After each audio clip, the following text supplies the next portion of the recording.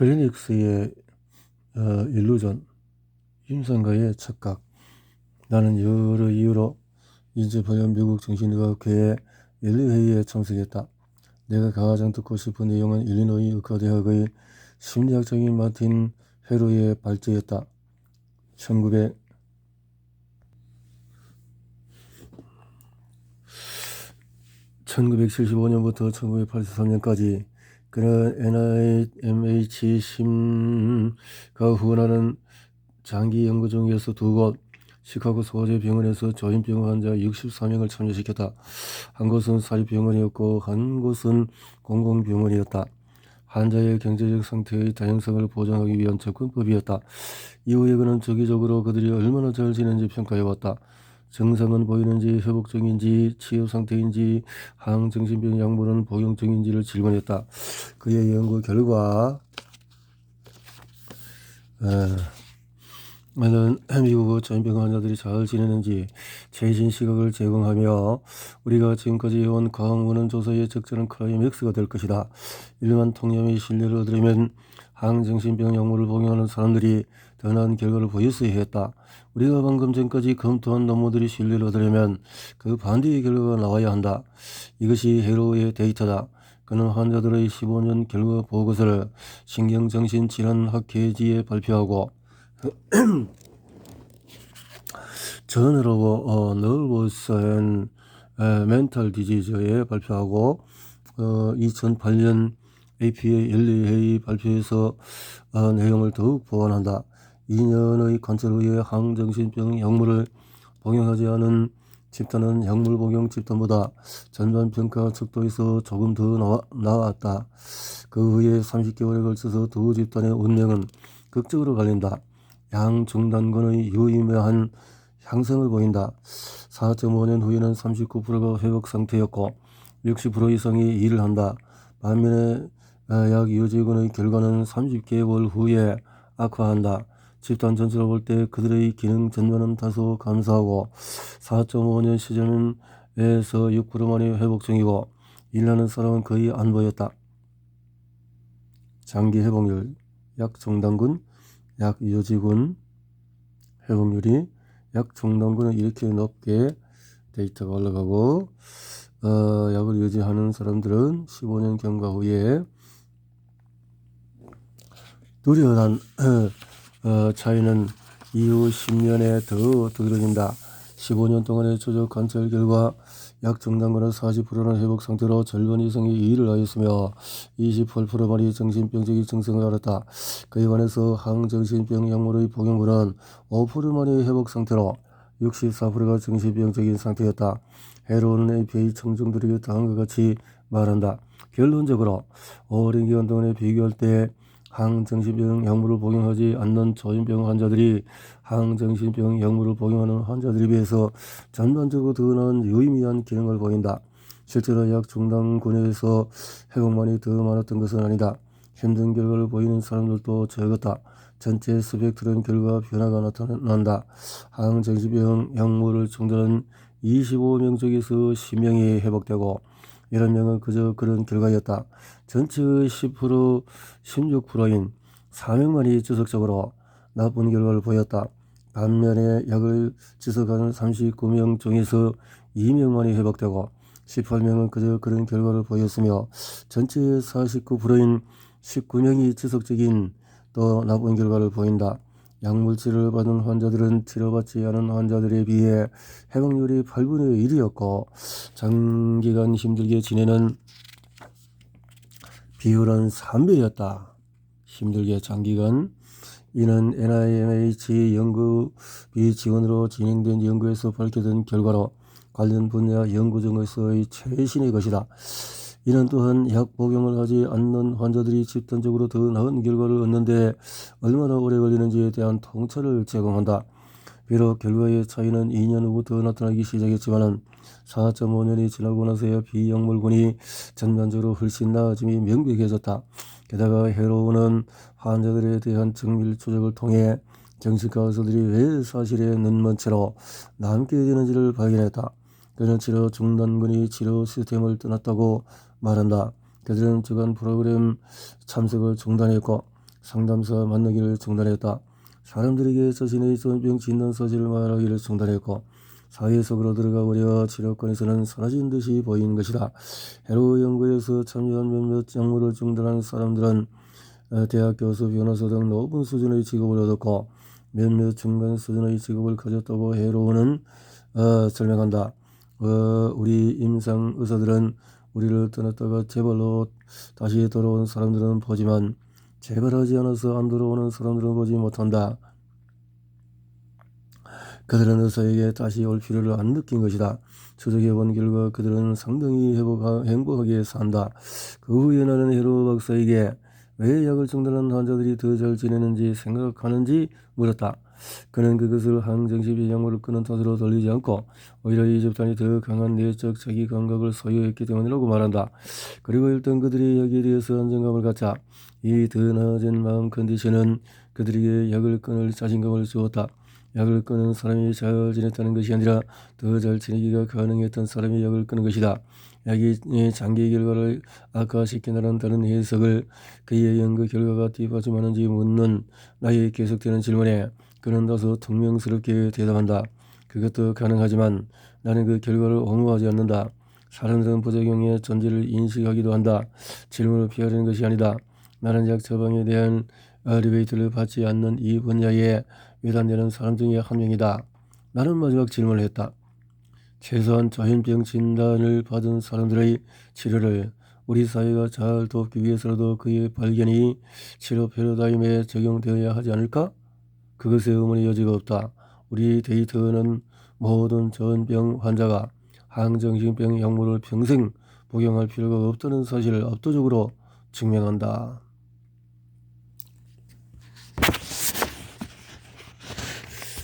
근거 검토, 리뷰잉 더 에비던스. 우리는 여러 원소들의 단서를 추적하여 놀라운 결말에 다다랐다. 여기서 마지막 하나의 질문을 던져야 한다고 생각한다. 통념을 판단하는 증거들이 모두 다 연결되는가? 다시 말해서 결과에 대한 논문은 논리적이고 일관된 이야기를 하는가? 우리가 무언가를 놓치는 것은 아닌지 재확인해야 한다. 왜냐하면 사회가 진실이라고 아는 것과 상정되는 결론에 다다르는 것은 항상 불편하기 때문이다. 첫째, 연구자 리사 딕슨과 에마누엘 스티브이 인정하듯이 항정신병 약물이 전염병의 장기 결과를 개선한다는 믿을 만한 근거는 존재하지 않는다. 따라서 우리 조사에서 그런 연구들을 놓치지 않았음을 확신한다. 둘째, 약이 장기 결과를 악화시킨다는 것은 NIMH가 시행한 첫 번째 조직 연구에서 나타났으며 이후에 50년에 걸쳐서 계속 나타났다. 우리는 이 연구 저자들을 긴 서술로 연결해 본다. 그들은 콜, 보코벤, 라파포터, 카펜터, 모셔, 하딩, 세계보건기구 그리고 헤로우 등이다. 셋째, 항정신병 약물이 뇌에 어떠한 영향을 미치는지를 연구자들이 이해하게 되자 슈이나드와 존슨은 왜 이 약이 장기적으로 환자들을 정신병에 더 취약하게 만드는지에 대한 생물학적인 설명을 들고 나왔다. 그들은 또한 약물로 유발된 뇌의 변화가 사람들이 약을 끊는 것을 어떻게 위험하게 만드는지 설명 가능했다. 따라서 그들은 약 중단 연구가 정신과 의사들로 하여금 약이 재발을 방지한다고 잘못 믿는 이유를 드러내었다.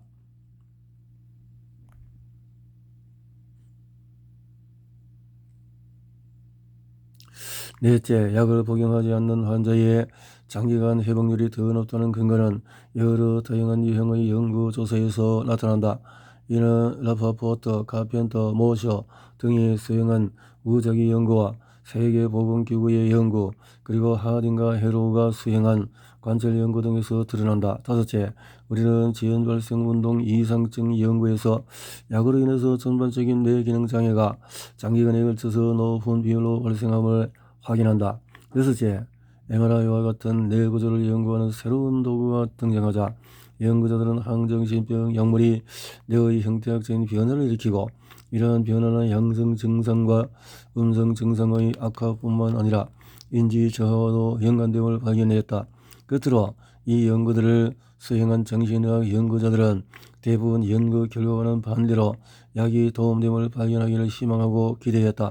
그들은 조현병 환자들이 장기간 잘 지내도록 도움는 약 이야기를 하고 싶었다. 그들의 치우침은 그쪽 방향이었다.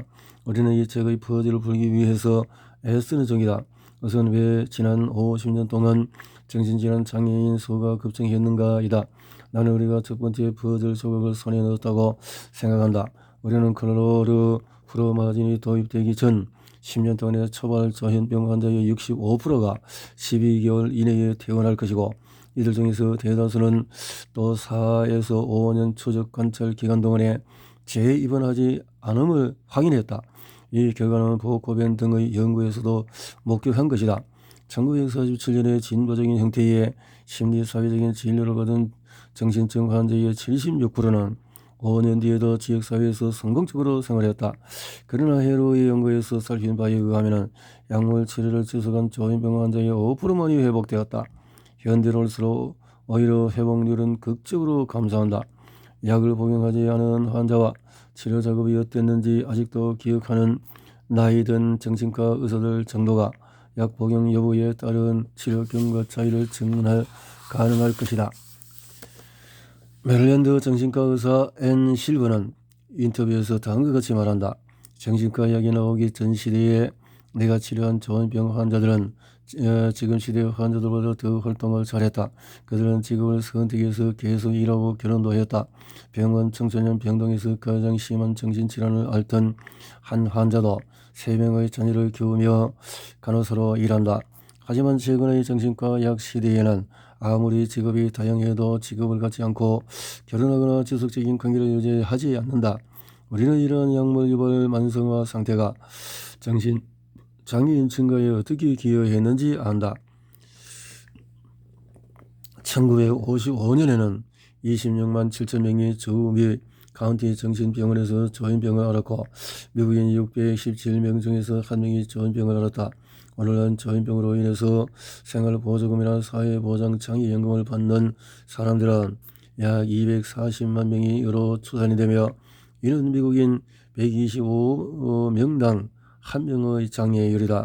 클로르 프로마진이 등장한 이후에 정신질환으로 인해서 장애율은 우리 사회에서 4배나 증가했다. 캐시, 조지 그리고 케이트. 이 장에서 우리는 조현 정동장애 또는 조현병으로 진단받은 두 사람을 만났다. 우리는 이제 그들의 이야기가 결과의 연구에 어떻게 맞아들어가는지 알게 된다. 말했듯이 케이시 레비는 내가 만난 비정형 항정신병 약물에 가장 잘 반응하는 사람 중에 한 명이다. 그녀는 연센에서 나온 리스페달 제품의 홍보 모델감이다. 하지만 여전히 그녀는 사회보장장애연금 수급자이고 그녀 자신은 그 약들 때문에 정규직 근무가 어렵다고 인식한다. 이제 그녀가 월햄 대학에서 처음 정신병적인 사포를 보였을 때로 돌아가 보자. 만약에 그녀가 바로 신경 안정제를 복용하지 않고 대신에 어떤 형태의 심리사회적인 치료를 받았다면 그녀의 삶은 어땠을까? 아니면 초기 시점에서 항정신병 약물 처방을 서서히 줄여가도록 격려받았다면 어땠을까? 그래도 이후에 12년 동안의 입퇴원을 반복했을까? 장애연금 수급을 끝내기가 가능하지 않았을까? 우리가 이 질문에 또 분명하게 답하지는 못할지라도 약물 치료가 그녀의 장기간 지속 입원의 가능성을 높이고 정신질환 및 첫 발병 이후의 완전한 회복 가능성을 낮추었다고 말하기가 가능하다. 캐시가 말했던 것처럼 들어보면은 제가 기억하는 것은 처음에 저는 그렇게 아프지 않았던 것 같아요. 저는 정말 혼란스러웠습니다. 한편 조지 바들리에게는 약 복용 중단이 적어도 조현병 진단을 받은 일부 환자들에게는 회복의 열쇠가 됨을 보여준다. 그가 항정신병 약물을 혀 뒷속으로 숨기기 시작하면서 저울이 정신병원으로부터 벗어나는 그의 여행은 시작이 되었다. 그는 현재 건강하고 삶에 대한 분명한 열정을 품었으며 아들에게 좋은 아버지가 되고자 하고 자신의 딸 바들린을 자기 삶 속으로 다시 데려왔다. 그는 항정신병 약물을 복용을 중단하고 잘 지낸 하딘과 헤로우에 장기 연구에 참여한 환자처럼 회복된 많은 사람들 중에 한 명이다. 세 번째는 실명 사용을 원치 않는 케이트라는 가명의 젊은 여성 이야기다. 그녀는 19세에 조현병 진단을 받고 항정신병 약물을 복용하며 잘 지냈다. 헤로의 연구에서 그녀는 항정신병 약물을 복용하면서 회복한 5%에 속했을 것이다. 하지만 그녀는 약을 중단하고 잘 지내며 어떤 것인지 알았다. 그리고 그녀의 관점에서 후자와 전자의 회복 유형은 완전히 다르다. 케이트를 직접 만나기 전에 나는 전화 통화로 그녀가 어떻게 항정신병 약물을 복용하며 10년을 보냈는지 꾸밈없는 대강의 이야기를 들었다. 그 약들의 그러저러한 신체적인 대가를 치러야 함을 고려할 때 나는 케이트가 사무실에 나타났을 때의 그녀의 모습에 약간 놀랐다. 솔직히 말해서 완전 멋지다는 말이 머릿속에 떠올랐다. 검은 머리에 그녀는 청바지에 장밋빛 상의를 입고 아였던 화장을 한 채 자신 나느라고 따뜻한 모습으로 자신을 소개했다. 그녀는 나에게 3년 전에 찍은 이전 사진을 보여주었다. 그녀는 다음과 같이 말했다. 저는 90kg이 훨씬 넘었어요. 저의 몸은 매우 느렸고 얼굴은 생기를 잃었지요. 담배를 많이 피웠지요. 직업인으로서 자기 일을 가진 사람의 얼굴이라고 말하기 어려웠지요. 케이트의 어린 시절 이야기는 다른 정신질환을 앓는 사람들의 이야기와 비슷하다. 그녀의 부모님은 케이트가 8살 때 이혼했다. 그녀는 자신의 사회성에 서툴고 끔찍하리 많지 수줍음을 탔다고 자신을 기억한다. 저는 가족들과만 교류할 정도의 사회 기술밖에 갖지 못했습니다. 라고 그녀는 말한다. 그 어색함은 대학까지 그녀를 따라갔다. 다트머스 소재 매사추세츠 대학에서 1학년을 보내며 그녀는 친구 사귀기가 어렵다는 것을 알았고 고립감을 느낀 나머지 끊임없이 울었다. 2학년 초에 그녀는 삶의 목적을 찾고자 학업을 정퇴하고 보스턴에 있는 어머니와 살기 위해서 이사를 갔다. 하지만 그 대신에 내 현실 감각은 붕괴되기 시작했습니다. 저는 신과 악마의 대결을 걱정하기 시작했습니다. 그리고 모든 것이 두려워지기 시작했습니다. 어머니가 친구에게 이 음식에 독이 들었나요? 라고 묻기도 했습니다. 저는 꽤나 기괴한 행동을 했고 제 주변의 대화들을 이해 못했습니다. 저는 상식 밖의 말들을 하고 매우 천천히 매우 신중하게 이상하게 말했습니다. 케이트가 침대에서 늑대가 보인다고 말하기 시작했을 때 그녀는 그녀를 병원에 입원시켰다. 항정신병 약물 치료로 안정화가 상당히 잘 되었지만 그녀는 약이 주는 느낌이 싫었다. 태어난 지 얼마 안 되어서 그녀는 약을 갑자기 끊었고 이것은 선명한 정신병적인 사파의 재발을 촉발했다. 1997년 2월 두 번째 입원했을 때 그녀는 조현병을 진단받았다. 이번에는 그녀 자신이 평생토록 항정신병 약물을 먹어야 함을 받아들였다. 결국 그녀에게 효과를 나타내는 두 가지 약물 병합을 찾았고 그녀는 자기 삶을 다시 짓기 시작했다. 2001년에 그녀는 UMS 보스턴을 졸업했고 1년 후에 주간 치료 프로그램에서 만난 한 남자와 결혼했다. 그녀는 이렇게 말한다. 우린 둘 다 정신장애를 가졌고 골초였습니다. 우린 둘 다 매일 정신치료사를 만났지요. 우리에게는 이런 공통점이 존재했어요. 케이트는 정신장애인 그룹 홈에서 일을 했다. 약 부작용으로 깨어있는데 어려움을 겪기도 했지만 장애연금에서 벗어날 만큼 충분한 수입을 가졌다. 저희병원 환자였지만 그녀는 매우 잘 지냈다. 하지만 그녀는 행복하지 않았다. 체중이 90kg까지 나갔고 남편은 그녀를 심하게 조롱했다. 그녀가 못생기고 뚱뚱한 엉덩이를 가졌다고 말했다. 그녀는 시스템의 모든 이들이 그녀를 어떻게 대하는지에 대해 너무 화가 났다. 그녀는 설명한다. 의료 모델 안에서 회복하려면 어린이처럼 순종해야 합니다. 당신은 의사에게 순종하고 심리치료사가 시키는 대로 약을 먹습니다. 더 큰 지적인 관심사를 향해 가려고 애쓰지 않습니다. 2005년에 그녀는 20살 위의 근본주의 종교공동체에 속해 오랜 친구와 가까워졌다. 그녀는 그들 모임에 참석하기 시작했고 그들은 돌아가며 그녀에게 좀 더 격식을 차려 옷을 입고 말을 하고 세상에 자신을 드러내라고 조언하기 시작했다. 그들은 나에게 당신은 신을 드러내는 존재입니다. 당신은 신을 그렇게 해서는 안 됩니다. 라고 말했습니다. 케이트의 어린 친구도 케이트가 그녀 자신을 조현병 환자로 더 이상 생각하지 말라고 설득했다. 그는 내가 틀밖에서 생각하게 만들고 이전에는 내가 결코 받아들이지 않은 방식으로 생각하게 만들었습니다. 저는 항상 저의 치료사를, 정신과 의사를, 약을, 저의 병을 변호하곤 했습니다. 하지만 그는 저에게 정신장애인으로서의 정체성을 포기하길 요구했습니다. 얼마 지나지 않아 그녀의 예전 삶은 완전히 무너졌다. 그녀는 남편이 자기 친구 중 한 명과 잠자리를 가짐을 알게 되었다. 아파트에서 빠져나와서 자기 차에서 잠시 머무르며 잠을 청했다. 비록 처음에는 그 절망적인 시간 동안 약에 매달렸지만 자신의 전염병을 벗어난 시야가 자신에게 손질했고 2006년 2월에 그녀는 도약하기로 결심했다. 그녀는 담배와 커피를 끊고 정신과 약을 중단했다. 지금 내 몸에는 약도 니코틴도 커피도 존재하지 않습니다. 내 몸은 셔코 상태로 들어갔습니다. 저는 이 모든 것으로부터 벗어나는 중입니다. 제 몸은 담배와 약을 필요로 했기에 덜덜 떨렸습니다. 이 결정은 또한 그녀를 인생 대부분의 사람들과 불화하게 만들었다. 저는 장애인으로서의 정체성으로 돌아가고 싶지 않았기에 가족들과의 대화를 멈추었습니다. 제 마음은 깨지기 쉬운 상태였습니다. 그래서 저는 제가 앓는 것에서 벗어나고 심리 추스로부터 벗어나야 했습니다. 곧 그녀의 체중이 너무 많이 줄어들어 친구들은 그녀가 틀림없이 아프다고 생각했다.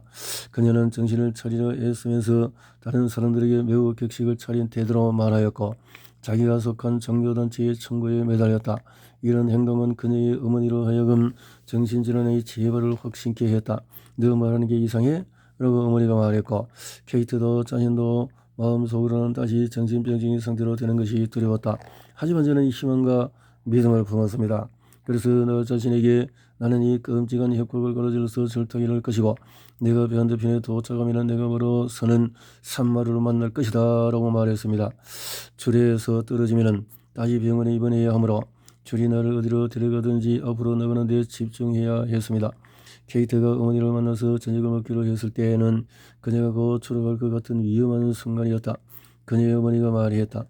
제 생각에는 케이트는 고장난 것 같아서요. 케이트는 바르게 앉았지만은 산만하고 혼란스러워 보였어요. 몸은 뻣뻣했어요. 전에와 같은 증상을 보였습니다. 케이트의 동공은 커졌고 망성을 가진 것 같아서요. 식당을 다니며 케이트의 어머니는 병원 쪽으로 방향을 틀었지만 마지막 순간에 마음을 바꾸었다. 케이트의 어머니는 다음과 같이 기억했다. 케이트는 병원에 갇혀야 할 정도로 미치진 않았습니다. 저는 집에 들어가서 눈물을 흘렸어요. 저는 무슨 일이 벌어지는 것인지 알지 못했습니다. 그녀 어머니의 회상에 따르면 케이트가 이 항정신병 약물을 중단하는데 6개월이 걸렸다. 그 이후로 그녀는 다르게 변신했다. 어머니는 말한다. 저는 케이트의 얼굴이 더 생기를 들어 보이고 그녀가 자신의 몸과 더욱 연결되어 감을 알아요. 케이트는 자기의 피부에 편안함을 느끼고 그 어느 때보다도 마음의 평온을 느껴요. 그녀의 몸은 건강합니다. 이런 정도의 회복이 가능하리라고 생각하지 못했어요. 2007년에 케이트는 자신의 이 길을 가도록 격려하던 연상의 남자와 결혼했다. 그녀는 정신과적으로 어려운 사람들을 위한 그룹 보험 관리자로서 자기 일에 최선을 다했고 회사는 2008년에 그녀의 뛰어난 성과를 인정해서 포상하였다. 케이트는 여전히 때때로 어려움을 겪는다. 그녀가 관리하는 쉼터는 성도차증 남성들에게 도움을 주는 것이다. 사람들은 그들이 불을 지르거나 제 입에 오줌을 지를 거라고 말했습니다. 그녀는 말한다. 그녀는 더 이상 그러한 스트레스에 대한 감정 반응을 약으로 마비시키지 않는다. 저는 2년 동안 약을 끊었고 때때로 제 감정을 다루기가 매우 어려움을 알아챕니다. 저는 분노가 폭발하는 경향을 가집니다. 그 약이 제 마음을 그렇게 흐릿하게 하고 저를 혼수 상태에 빠뜨려서 제 감정을 다루는 기술을 전혀 배우지 못했을까요? 이제 저는 그 어느 때보다 화를 느끼고 그 어느 때보다도 행복을 느끼고 저 자신을 발견합니다. 제 감정의 원은 점점 넓어집니다. 행복할 때는 괜찮지만은 화가 날 때는 어떻게 감당해야 할까요? 저는 지나치게 방어적으로 되지 않도록 이를 진전시키도록 노력합니다. 케이트 이야기는 독특한 부분을 갖는다. 그녀가 약을 성공적으로 끊었다고 해서 모든 사람이 다 가능한 것은 아니다. 케이트는 놀라운 사람이다. 엄청나게 의지가 강하고 용감하다. 실제 논문을 통해서 밝혀진 바 한번 항정신병 약물을 시작하면 치료를 약을 중단하는 것이 매우 어렵고 위험하며 많은 사람이 심각한 재발을 겪는다. 하지만 또한 논문은 약을 성공적으로 끊는 사람이 존재하고 그들이 장기적으로 가장 잘 지내는 인구 집단임을 보여준다. 케이트는 이 집단에 속한다. 그녀는 다음과 같이 말한다. 2005년 내가 나아지기로 결심한 날, 그때가 내 삶의 분기점입니다. 저는 그때부터 완전히 다른 사람이 되었습니다. 저는 항상 침울하고 담배를 피웠고 둔한 감정을 가진 사람이었습니다. 하지만 그때의 저를 알던 사람들을 이제 만나도 그들은 저를 알아보지 못합니다. 저의 어머니조차 말하십니다. 너는 그때의 너와 달라.